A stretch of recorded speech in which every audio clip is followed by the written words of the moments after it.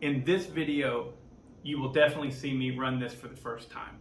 So if you're one of those guys that don't like to hear the hoo-ha, fast forward. If you like to hear the hoo-ha about this exciting song, keep watching. Okay, y'all, I'm a little bit excited today because I've got some exciting news and I'm going to share it with you. Here it comes. I went to Lost Mountain Outdoors, which is in Dallas, Georgia, and let me tell you guys, listen, they don't do anything special for me as far as any kind of deals or anything like that. They're just simply a shop that will work with a customer and stuff. Like I often like to go in there, and whenever I buy something, I buy just the power head only. I say often, but it's happened twice. Lots of shops would be like, no, you get it with the bar or not. But I've got tons of bars, so I don't need extra bars. But they are a shop that will work with you. Now, aside from that right there, that's all that they've done with me. No sponsorship or anything like that. But I gotta say, if you are within 2 hours driving distance of Dallas, Georgia, you need to go to Lost Mountain Outdoors. They are the coolest chainsaw shop I've ever seen. They got all kinds of stuff. They've got Echo, Shindawa, Husqvarna, Bobcat, zero-turn riding mowers. It's just cool stuff. But that's enough about that. This is what you want to hear about. I went in to buy this, and I bought it, but I walked out with this baby. I'm so excited. So I figured instead of just simply firing it up, I'm going to check it out, do a little bit of an inspection, and I think that you guys would probably be eager to see that as well.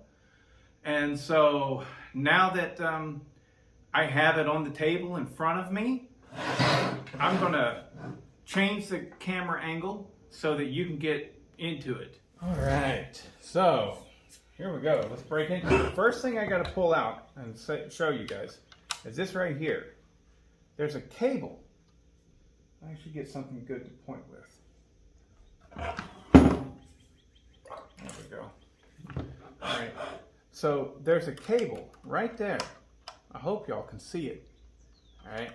I'm like, what the hell? Why is there a cable going down into the fuel tank? I don't know. It's not the cable for the trigger here. Not at all. I don't know what's going on. Maybe I'll be able to find out.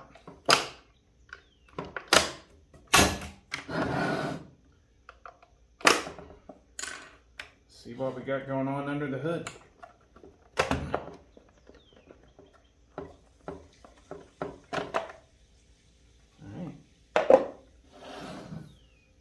All right. Cylinder looks like it's leaning back this way, but it's not. It's just the fins are going in this diagonal direction right here. Seems to be that the piston is still going straight up and down. If there is an angle on it, it's not much. So that right there is probably because our flywheel is spinning in this direction and it's throwing the air towards the cooling fins and allows for better flow through here and out the front towards the exhaust. So that's cool.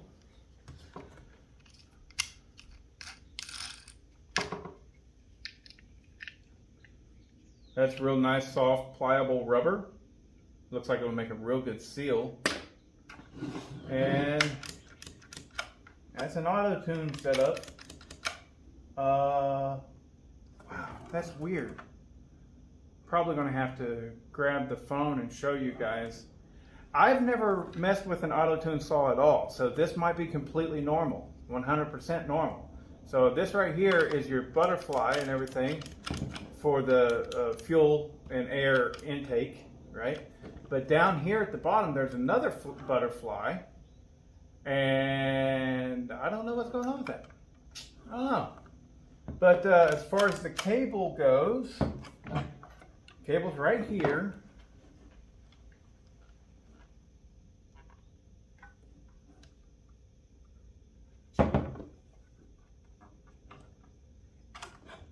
And it seems to just simply be for sturdiness. That's all. This right here is connected to an actuator of some sort, and that must be electronically actuated for your auto-tune setup. But yeah, that cable there, I'll go ahead and remove this screw right here so that we can see if that cable is just a strength cable. It's just for strengthening purposes. So let's see.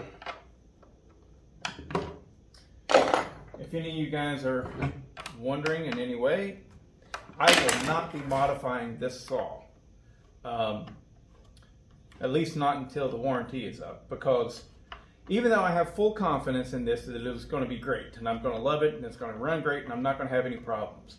Well, the reality is, it's a brand new model. And it's so often that brand new models have little bugs that need to be found by the consumers. Yeah, that's all that is. That's all that cable is right there. It's just a support mount for whenever you're tugging on this thing really hard or something. It's just a support. That's all it is. So there's one mystery down.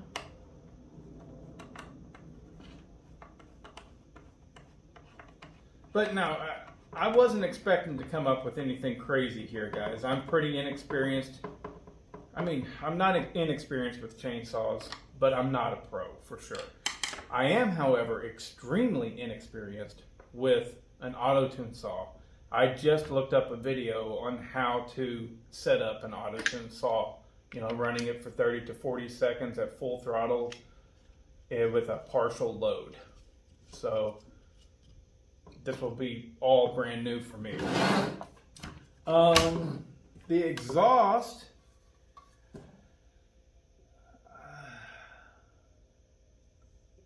hell with it. Let's remove it. I was thinking I'm not going to remove that, but you know, just removing the exhaust and having a look isn't going to void a warranty.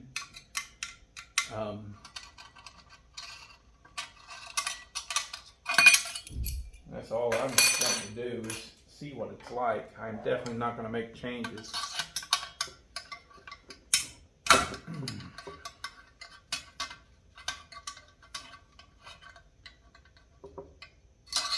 I'm going to take a quick look here and make sure that you guys can still see, make sure I'm still in frame. Oh yeah, you got a good view. Good view.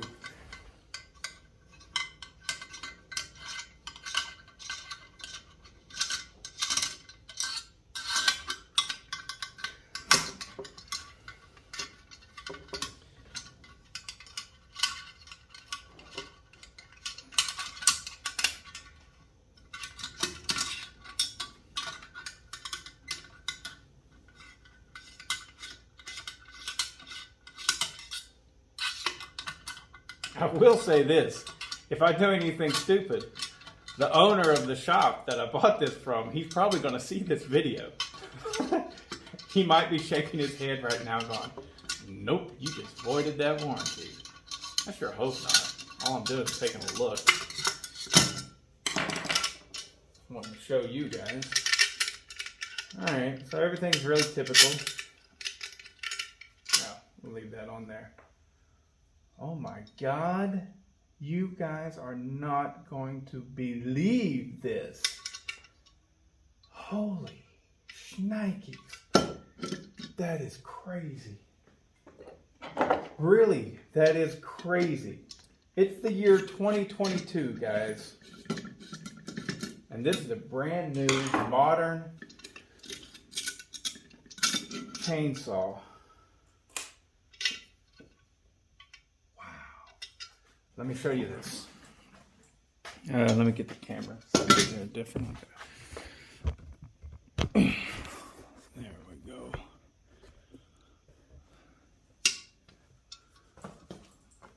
Oh, I got a flashlight here. Let me get the flashlight. Because I really want you guys to see what I'm seeing. See that? There ain't a damn thing in there. Nothing. It's just an empty can. Now this right here, can you see that hole there? Yeah, you can see it. So the exhaust does have to go hit, turn back and go, you know, just a little bit of an S turn. But that is a really free-flowing exhaust. Maybe that'll help you see. Yeah. That is a very free-flowing exhaust.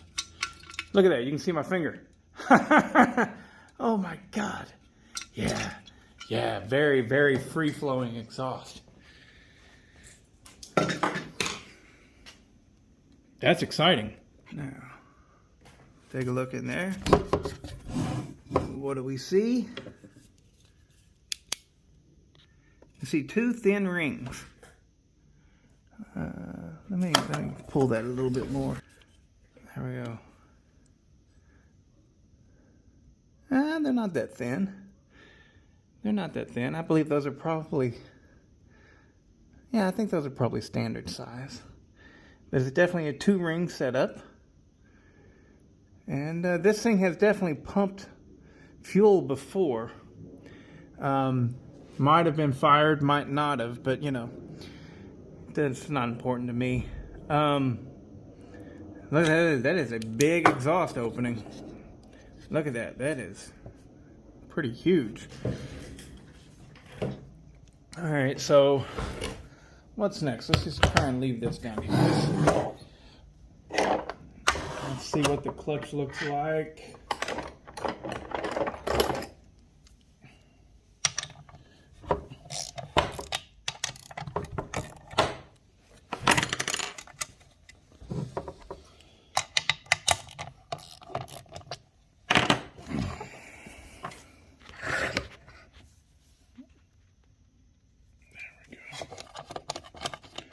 Ooh la la, captive bar nuts.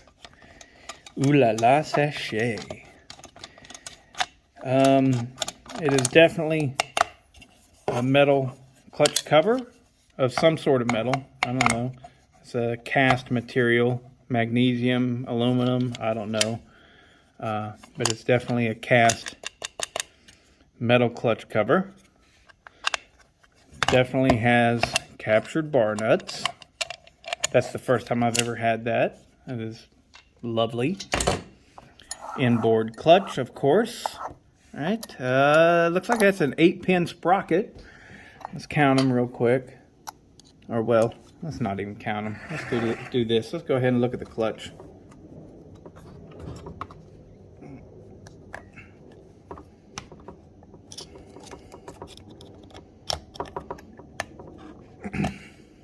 Come on.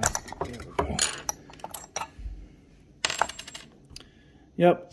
3/8, 7. I'm 7-pin. 7-pin, 3/8, 7-pin sprocket. Not an 8-pin. There's your clutch. You got a 3-shoe clutch.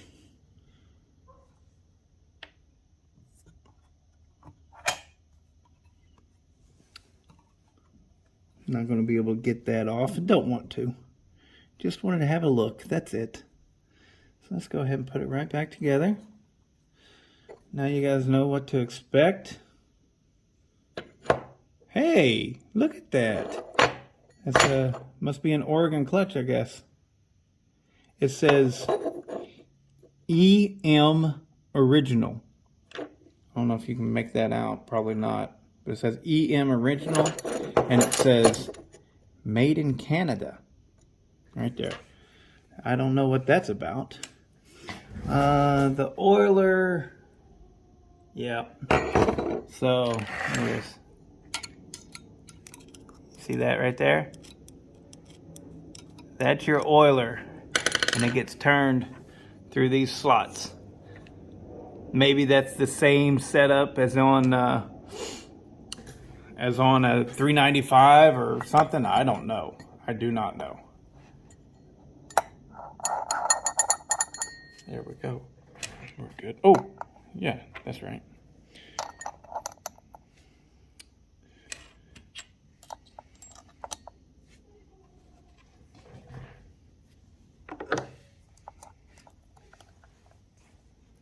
Move out of the way, camera.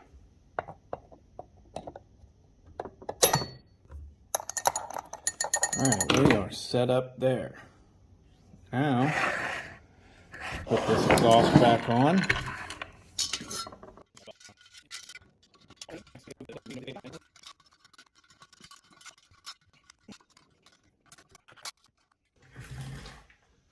All right.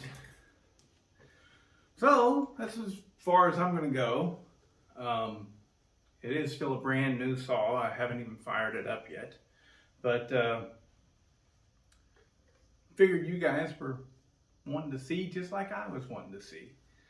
So now we know more than we did before, don't we? Or at least there's some of you guys out there that know. Yeah.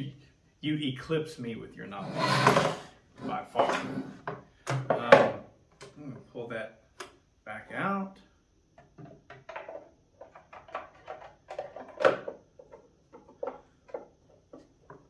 Easy enough. There we go.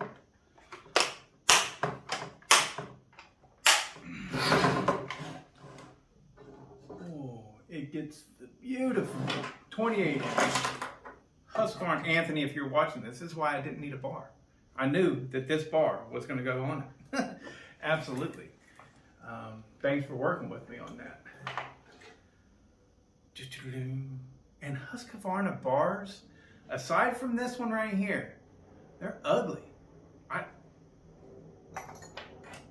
They can be as good as they want. I mean, I know that the new X-Tough bars that they've got, those are solid. Those are good. I mean, I've just heard far too many good reviews on them. And basically, if you guys watch Walt on a fleet command, I kind of believe if Walt says it, it must be true. That man's earned my respect. So, anyways, where's my screwdriver?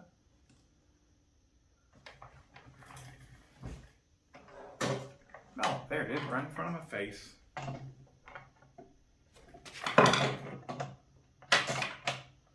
There we go.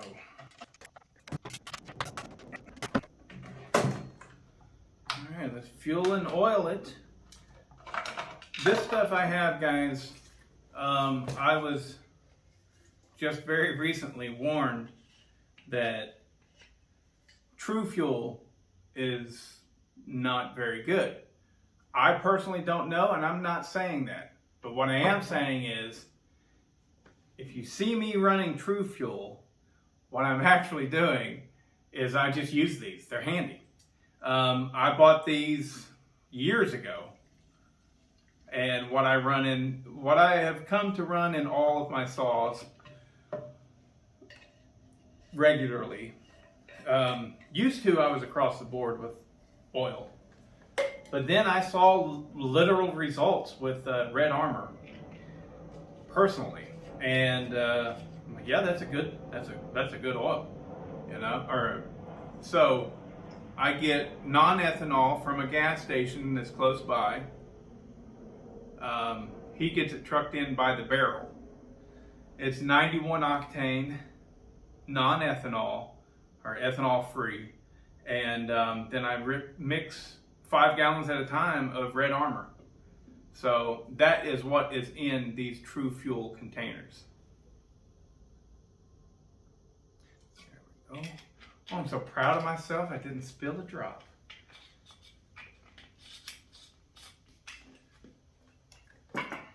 So like that one is empty. Time for me to fill it back up from my 5-gallon stash. Just letting you know how I run things. Because I don't know, maybe you're interested. All right. And just like this right here is actual bar oil. I just like to pour it out of my 5-gallon container. I'm sorry, not 5-gallon. Out of my 1-gallon container into this old dish detergent squeeze bottle. Less likely to spill stuff. Got that from my grandpa and my dad.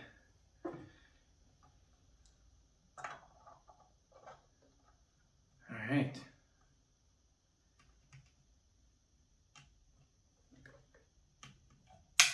I love their flippy caps.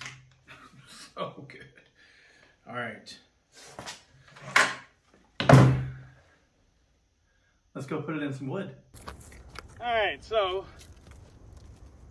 I am standing underneath a tree that could drop a limb on my head, and I'd rather not die, so probably shouldn't be here to begin with, but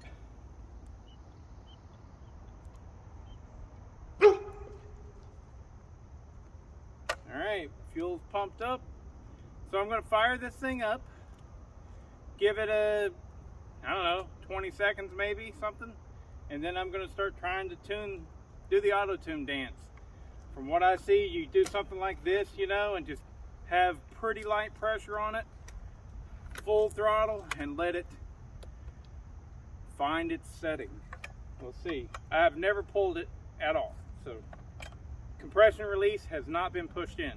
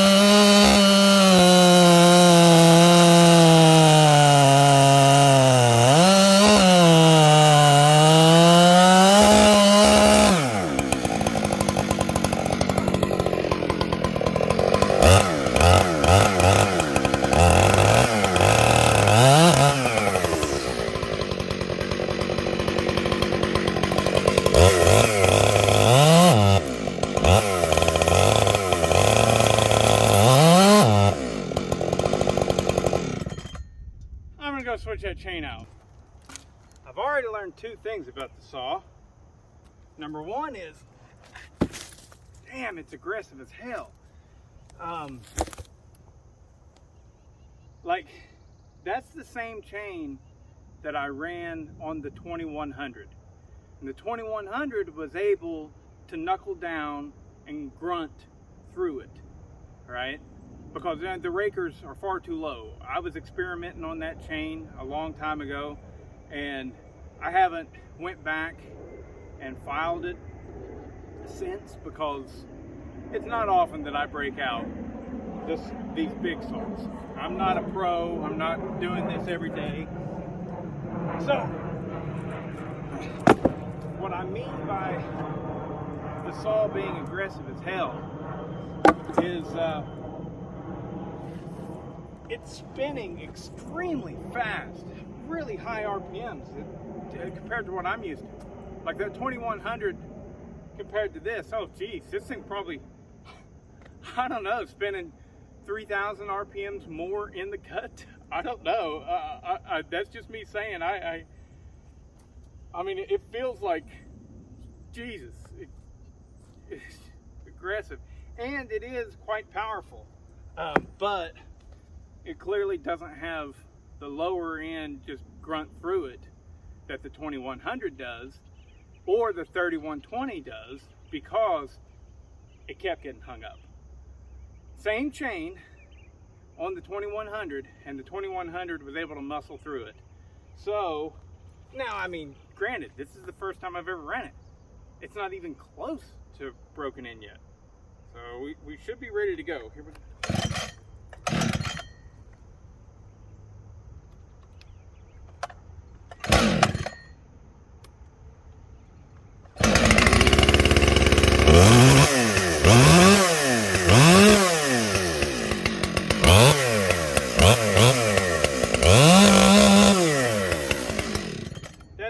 Thing I learned about it. This is an earplug saw. It's loud as hell, which, you know, it's got a very, very open exhaust. So of course it's going to be loud.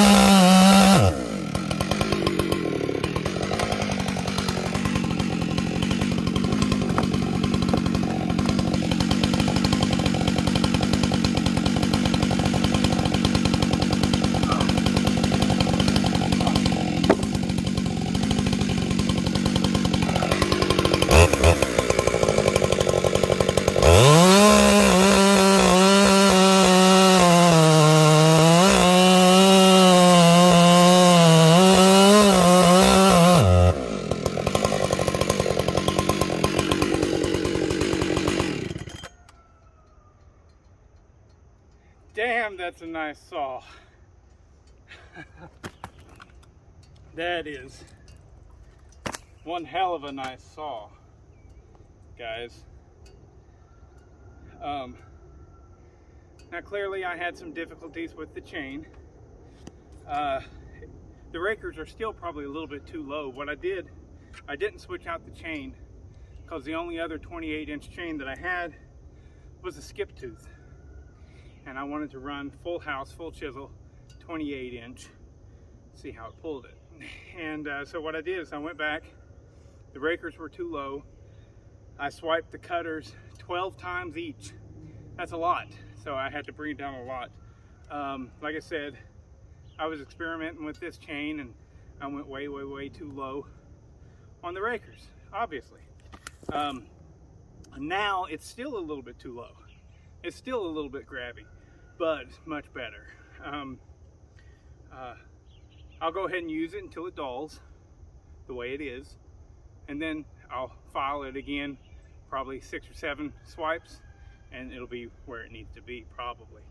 But I'm no pro at sharpening a chain. I'm learning, and there's so much stuff that I'm learning. It's crazy how this chainsaw world has so many different facets that one really needs to pay attention to and learn. But am I happy with the saw? Oh shit, yes. Oh my gosh, this thing is so cool. The feel of it, I can't skip past that. If you watch the channel, please, okay, if you don't, like and subscribe, please, please. I provide entertainment, and it's free. Anyways, but if you watch the channel, then you know that I bitch a lot about my 3120 XP. The 3120 is massive. It is one absolutely huge chainsaw, and it's no fun to use because of that. Typically, people have them as stump saws, because like this tree right here behind me, you know, I don't know what it looks like on camera, but I'm a big guy, fellas. I'm 6'2", 210 pounds, and this is a good size red oak that needs to come down. I will be bringing this down myself. I need to get somebody to top it, Randy. But look how big it is on the stump. You know, that's probably, seriously, that's probably close to 60 inches. Like a 60-inch bar that you would need to get way down there. And so a lot of people use a 3120 for that. Of course, a lot of people use the 3120 for milling duty. That's what I use it for. But I don't do that much milling. You know, I was able to get a good deal on it, and I love having it, hate using it. So if I can find something else that's more manageable, but will still pull and be capable of some milling duty. Not as good as the 3120, mind you, but good. Oh, I know. A 592 XP. So this right here will definitely take the place of my 3120, and it's probably going to take the place of my Johnson Red 2171 cutter's edge. Because if I got this, why do I need that? And I need to pay for this in some manner, right? But as far as the feel, it is heavier than that 2171, which, if you don't know, is an original 372. It's the old school version. Fantastic saw. But this, it's very well balanced. It feels good. It is heavier than the 372. It's even heavier than the 372 X-Torque, but not by that much. And this definitely feels like a saw that could get used a lot on a fairly regular basis. And for what I'm doing, it'll probably handle the duty just fine. Whenever I need a big saw that I can count on, bam. and everything else really that I have to do 60cc saw territory. So we'll see. I haven't decided on the Johnson Red yet what I'm going to do, but really liking this thing and looking forward to it actually breaking in. And I'm looking forward to a Wack-Off. This thing right here will definitely be going against the 2100 CD as well as the 3120 XP. Give me time. I've got to actually make new, what would you call them? The Wack-Off cants. 14 by 14 inches of red oak, probably 12 to 16 feet long. I've already got some trees in mind that are downed, and I'll be using this because I can't get in there to get them out. I'll use this to turn them into 14 by 7 cants, and then the 14 by 7 cants, my tractor can pull them out of where they're sitting. But I will be using this on some milling duty, and you'll see that. You'll see video of it and see how it actually responds to that, how it does. So like and subscribe.